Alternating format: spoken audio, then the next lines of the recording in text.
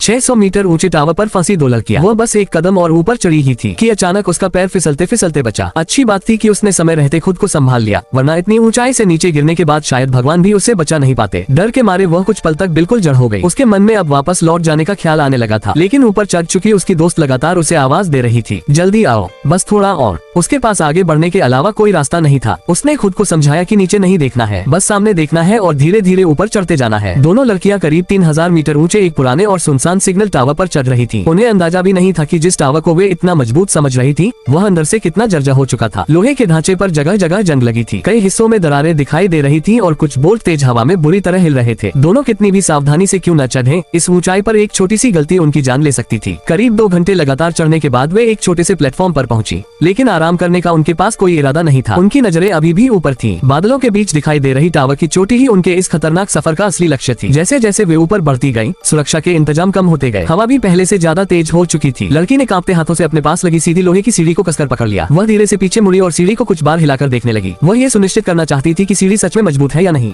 ऊपर उसकी दोस्त सुरक्षित खड़ी थी। उसे देखकर उसने आखिरकार हिम्मत जुटाई और सीढ़ी पर अपना पैर रख दिया। तभी उसकी दोस्त पीछे मुड़ी और उसे सावधान रहने के लिए कहने लगी। लेकिन इंसान का दिमाग भी बड़ा अजीब होता है, जिस चीज को करने से मना किया जाए उसी को करने की इच्छा और बढ़ जाती है। लिसा खुद को रोक नहीं पाए और उसने नीचे की तरफ एक नजर डाल दी, बस एक नजर, और उसके पैरों तले जैसे जमीन ही निकल गई। सैकड़ों मीटर नीचे कुछ भी साफ दिखाई नहीं दे रहा था। चारों तरफ सिर्फ गहरी खाई और डरावनी ऊंचाई थी। उसका पूरा शरीर डर से कांपने लगा, लेकिन अब वापस लौटना आसान नहीं था। दोनों एक ही सुरक्षा रस्सी से बंधी थी। इसका मतलब था कि अगर आगे वाली लड़की ऊपर बढ़ती तो पीछे वाली को भी उसी गति से आगे बढ़ना पड़ता। बेहद घबराहट के बीच वे कुछ और ऊपर पहुंची। तभी उनके रास्ते में 2 विशाल सिग्नल रिसीवर आ गए। जगह इतनी संकरी थी कि एक छोटी सी गलती भी उन्हें नीचे गिरा सकती थी, लेकिन उसकी दोस्त को चढ़ाई का अच्छा अनुभव था। वह मुश्किल से मुश्किल जगह पर भी अपने शरीर को संभालना जानती थी। उसने एक मजबूत जगह ढूंढी, खुद को टिकाया और फिर लिसा की तरफ हाथ बढ़ाया। डर के कारण लिसा का शरीर अकड़ गया था। वह अपनी दोस्त की तरह आसानी से नहीं हिल पा रही थी, लेकिन उसका शरीर पतला था, इसलिए किसी तरह वह दोनों मशीनों के बीच की छोटी सी जगह से निकल गई। जब रास्ता साफ हुआ तो दोनों ने राहत की सांस ली। डर थोड़ा कम हुआ तो उसकी दोस्त मजाक करने लगी, अरे मुझे तो लगा था तुम यहीं हार मान जाओगी। लेकिन उन्हें बिल्कुल अंदाजा नहीं था कि इसी समय उनके नीचे मौत चुपचाप उनका इंतजार कर रही थी। टावर की सीढ़ी को पकड़कर रखने वाला एक महत्वपूर्ण बोल्ट लगातार कंपन के कारण अचानक ढीला हो गया, लेकिन दोनों इससे पूरी तरह अनजान थी। वे लगातार ऊपर चढ़ती रहीं।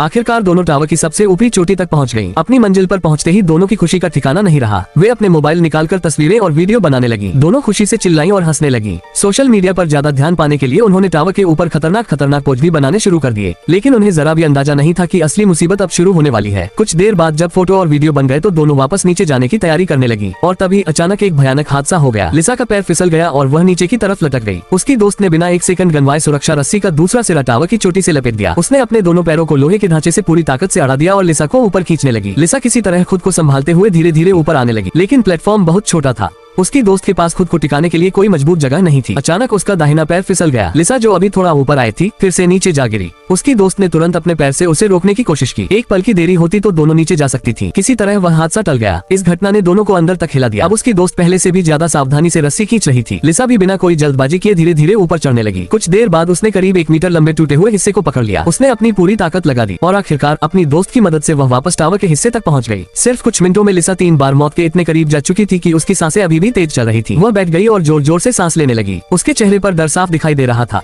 लेकिन जिंदा बच जाने की खुशी ने दोनों को फिर हंसा दिया। यार ये तो सच में पागलपन था। काश हमने वो पल रिकॉर्ड किया होता। दोनों को क्या पता था कि यह उनकी आखिरी खुशी थी। थोड़ी देर बाद जब उनका उत्साह कम हुआ तो उनके सामने एक ऐसा सच आया जिसने दोनों के होश उड़ा दिए। जिस सीढ़ी से वे नीचे आई थी उसका एक बड़ा हिस्सा पूरी तरह टूट चुका था। अब सवाल था वे 600 मीटर नीचे जमीन तक वापस कैसे जाएंगी। मुसीबत यही खत्म नहीं हुई। जब लिसा नीचे गिरी थी उसी दौरान उनका खाना और पानी वाला बैग भी नीचे लगे सिग्नल डिश के ऊपर जा गिरा था। दोनों के पास अपना खाना था न पानी। लिसा ने तुरंत फोन निकाला और मदद के लिए कॉल करने की कोशिश की, लेकिन वहाँ मोबाइल नेटवर्क ही नहीं था। 600 मीटर की ऊंचाई पर अगर बाहर की दुनिया से संपर्क नहीं हुआ तो दोनों के पास धीरे धीरे भूख और प्यास से मरने के अलावा कोई रास्ता नहीं बचेगा। दोनों कुछ देर चुप बैठी। फिर उसकी दोस्त ने दिमाग लगाया, ऊपर नेटवर्क नहीं है तो शायद नीचे नेटवर्क मिल सकता है। उसने तुरंत एक मदद का मैसेज तैयार किया, फिर फोन को सुरक्षा रस्सी से बांधा और धीरे धीरे नीचे लटकाने लगी। उन्हें उम्मीद थी कि जैसे ही फोन को नेटवर्क मिलेगा मैसेज भेजे जाने की आवाज आएगी, लेकिन रस्सी छोटी थी। फोन को ज्यादा नीचे ले जाना संभव नहीं था। काफी देर तक इंतजार करने के बाद भी कोई आवाज नहीं आई। आखिरकार उसकी दोस्त ने फैसला किया कि उसे खुद थोड़ा नीचे जाना पड़ेगा। वह टूटे हुए करीब 1 मीटर लंबे लोहे के हिस्से पर चढ़ गई। एक हाथ से उसने लोहे को पकड़ा और अपना शरीर हवा में लटका दिया। दूसरे हाथ से रस्सी पकड़े हुए वह फोन को जितना हो सके नीचे करने लगी, लेकिन फिर भी मैसेज नहीं गया।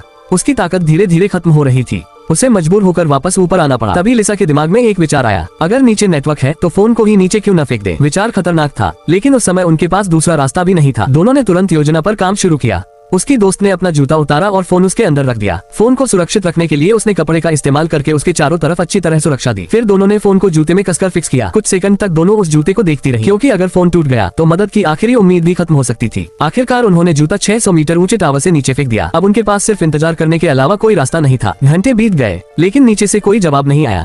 आखिरकार उसकी दोस्त ने दूरबीन उठाई और नीचे देखने लगी। तभी अचानक उसकी आंखों में उम्मीद दिखाई दी। नीचे कोई है। सच में टावर के नीचे एक आदमी घूम रहा था। दोनों ने पूरी ताकत से चिल्लाना शुरू किया, लेकिन 600 मीटर की दूरी बहुत ज्यादा थी। उनकी आवाज नीचे तक नहीं पहुंच रही थी। तब उन्होंने अपने जूते उतारे और नीचे फेंकने शुरू किए ताकि कोई उनकी तरफ ध्यान दे। एक जूता नीचे गिरा। आवाज सुनकर आदमी ने ऊपर देखा, लेकिन उसे टावर के ऊपर कोई इंसान नजर नहीं आया। आखिर कौन सोच सकता था कि कोई 600 मीटर ऊंचे पुराने टावर पर चढ़कर फंसा हुआ होगा। आदमी ने जूते को उठाया और एक तरफ फेंक दिया। दोनों लड़कियां ऊपर से बस उसे देखती रह गईं। आदमी धीरे धीरे दूर जाने लगा। उनकी उम्मीद फिर टूट गई। लिसा ने गुस्से में सिग्नल फ्लेयर निकाल लिया। वह उसे चलाने ही वाली थी कि उसकी दोस्त ने रोक दिया। अभी दिन है, इतनी रोशनी में फ्लेयर शायद दिखाई नहीं देगा। तभी दूरबीन से देखते हुए उसकी दोस्त को दूर एक कैंपर वैन दिखाई दी। दोनों ने फैसला किया कि सूरज डूबने तक इंतजार करेंगे। शाम होते होते आसमान में अंधेरा छाने लगा। अब उनके पास आखिरी मौका था। जैसे ही उन्हें लगा कि नीचे मौजूद लोग जाने वाले हैं, उन्होंने फ्लेयर गन निकाल ली, लेकिन तभी गन जाम हो गई। कुछ सेकंड तक दोनों घबराकर उसे ठीक करने की कोशिश करती रहीं। आखिरकार फ्लेयर चल गई। आसमान अचानक तेज रोशनी से चमक उठा। नीचे कैंपर वैन के पास मौजूद लोगों ने ऊपर देखा। दोनों लड़कियों ने मोबाइल की फ्लैश लाइट जलाई और जोर जोर से हाथ हिलाने लगी। वे हमें देख रहे हैं। दोनों की आंखों में खुशी के आंसू आ गए। उन्हें लगा कि अब उनकी जिंदगी बच जाएगी। लेकिन अगले ही पल नीचे मौजूद लोग अपनी गाड़ी लेकर वहाँ से निकल गए और जाते जाते वे उनकी गाड़ी भी अपने साथ ले गए। तुम लोग ऐसा कैसे कर सकते हो? उस पल दोनों को पहली बार समझ आया कि मुसीबत में इंसान को सिर्फ प्रकृति से नहीं बल्कि इंसानों से भी खतरा हो सकता है। उस रात दोनों फिर उसी टावर की चोटी पर फंसी रही। अब उन्हें टावर पर फंसे 10 घंटे से भी ज्यादा हो चुके थे। भूख, प्यास और थकान ने उनके शरीर की सारी ताकत लगभग खत्म कर दी थी। अगर उन्हें जल्दी पानी नहीं मिला तो स्थिति और खराब होने वाली थी। दोनों की नजर फिर उसी बैग पर गई जो नीचे सिग्नल डिश के ऊपर फंसा था। उन्होंने कई बार रस्सी से बैग खींचने की कोशिश की, लेकिन रस्सी वहाँ तक नहीं पहुँच पा रही थी। आखिरकार उसकी दोस्त ने फैसला किया, मुझे खुद नीचे जाना होगा। ये बेहद खतरनाक था, लेकिन अब उनके पास कोई दूसरा विकल्प नहीं था। उसने रस्सी को टावर के मजबूत हिस्से से बांधा और धीरे धीरे नीचे उतरने लगी। वह काफी कमजोर हो चुकी थी। जैसे ही उसने सीढ़ी छोड़ी, उसका संतुलन बिगड़ गया। कुछ सेकंड के लिए उसका शरीर हवा में झूल गया, लेकिन लंबे समय से चढ़ाई और रॉक क्लाइंबिंग का अभ्यास होने के कारण उसने खुद को संभाल लिया। उसने रस्सी को कसकर पकड़ा और धीरे धीरे नीचे जाने लगी। 600 मीटर की ऊंचाई पर हर कदम मौत से लड़ने जैसा था, लेकिन उसके अंदर जीने की इच्छा उससे कहीं ज्यादा मजबूत थी। आखिरकार वह सिग्नल डिश के पास पहुंच गई। बैग उसके बिल्कुल सामने था, लेकिन समस्या ये थी कि वह हाथ बढ़ाने के बावजूद बैग तक पहुंच नहीं पा रही थी। उसने शरीर को कई बार झुलाया, फिर भी दूरी कुछ इंच कम पड़ रही थी। अगर बैग नहीं मिला तो दोनों के लिए ऊपर वापस जाकर जिंदा रहना बेहद मुश्किल था।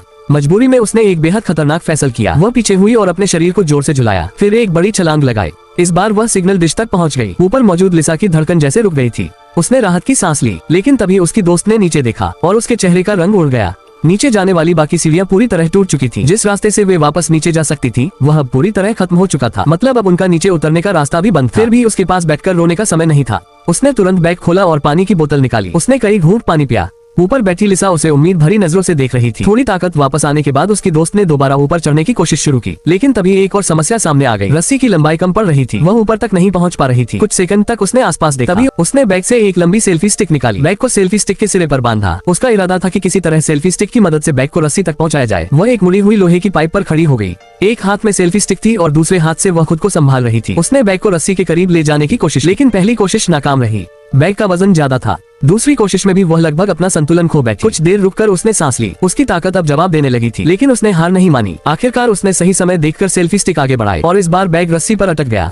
अब सबसे मुश्किल काम बाकी था। उसने बैग को ध्यान से देखा, धीरे धीरे अपने शरीर को नीचे झुकाया, फिर पूरी ताकत से छलांग लगा दी। ऊपर खड़ी उसकी दोस्त की आंखें डर से खुली रह गईं। एक छलांग पर दोनों की जिंदगी टिकी हुई थी और अब सवाल सिर्फ इतना, क्या वह वापस टावर की चोटी तक पहुंच पाएगी? या 600 मीटर की यह ऊंचाई उनकी कहानी का आखिरी अध्याय लिखने वाली थी। सेल्फी स्टिक से रस्सी तक पहुंचने की कोशिश करते हुए बेकी का हाथ बार बार फिसल रहा था। एक बार तो वह खुद ही नीचे गिरते गिरते बची। उसका बैग भी काफी भारी था। वह कई बार कोशिश करती, लेकिन हर कोशिश के बाद कुछ पल आराम करना पड़ता। आखिरकार जब उसकी सारी ताकत खत्म होने वाली थी, तभी उसे सही मौका मिला। उसने बैग को रस्सी पर किसी तरह टांग दिया। अब सामने था सबसे खतरनाक कदम। बेकी ने बैग को घूरते हुए धीरे धीरे अपने शरीर को नीचे किया, गहरी सांस ली और पूरी ताकत से छलांग लगा दी। सौभाग्य से उसकी दोस्त ने हिम्मत नहीं हारी। उसने समय रहते बैग को मजबूती से पकड़ लिया, लेकिन खतरा अभी खत्म नहीं हुआ था। बेकी किसी भी पल 600 मीटर नीचे गिर सकती थी। उसने तुरंत रस्सी को कसकर पकड़ लिया और पूरी ताकत से ऊपर खींचने लगी। उधर उसकी दोस्त भी रस्सी के सहारे ऊपर चढ़ने लगी। कुछ ही देर में वह प्लेटफॉर्म के नीचे पहुंच गई, लेकिन बेकी खुद पिछले 2 दिन और 2 रात से बिना पानी की एक बूंद की जिंदा थी। उसने दोस्त की हालत देखने की बजाय तुरंत बैग खोला और पानी की बोतल निकालकर बेतहाशा पानी पीने लगी। लेकिन वक्त बीतता गया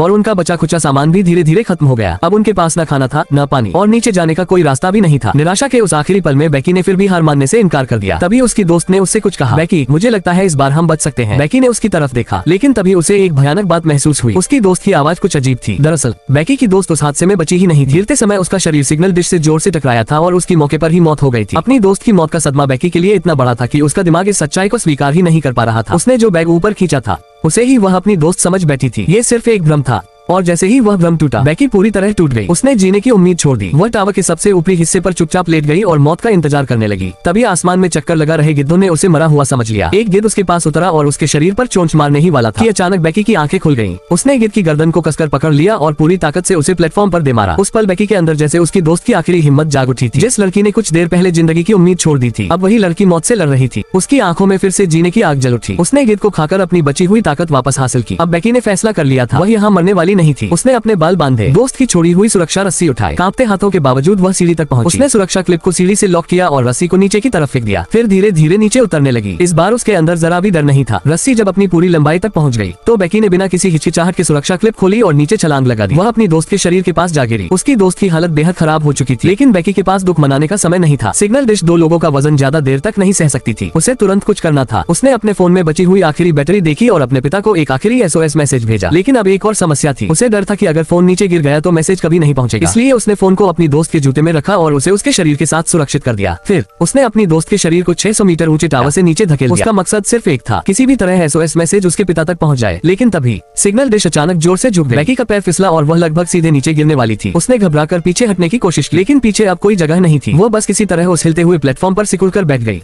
उसके पास कोई रास्ता नहीं बचा था, न पानी, न खाना, न सुरक्षा और न ही कोई इंसान। बस एक उम्मीद बची थी, शायद उसका पिता उसका मैसेज देख चुका हो। समय बीतता गया, बेकी की आंखें बंद होने लगी, लेकिन उसने खुद से एक बात कही, जब तक सांस चल रही है तब तक हार नहीं मानूंगी। और फिर काफी देर बाद नीचे से एक आवाज सुनाई दी। उसका पिता आखिरकार सिग्नल टावर तक पहुंच चुका था। बेकी ने नीचे देखा और उसकी आंखों से आंसू निकल पड़े। उसने अपनी दोस्त की तरफ देखा और मन ही मन कहा, तुम मुझे बचाने के लिए यहाँ नहीं हो, लेकिन तुम्हारी वजह से मैं आज जिंदा हूँ। उस दिन बेकी ने सिर्फ 600 मीटर ऊंचे टावर से मौत को मात नहीं दी, बल्कि उसने खुद के अंदर छिपी उस हिम्मत को खोज लिया था जो इंसान को तब मिलती है जब उसके पास हार मानने के अलावा कोई रास्ता नहीं बचता।